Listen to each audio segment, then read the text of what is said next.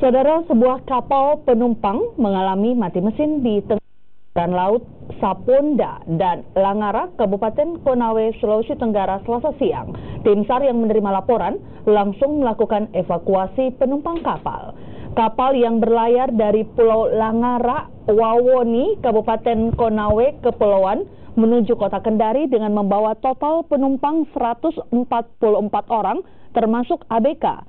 Di tengah perjalanan, tepatnya di sekitar perairan laut Pulau Saponda, Kecamatan Soropia, Kabupaten Konawe, dan Pulau Langara, Kecamatan Wawoni, Kabupaten Konawe, Kepulauan, mesin kapal tiba-tiba mati.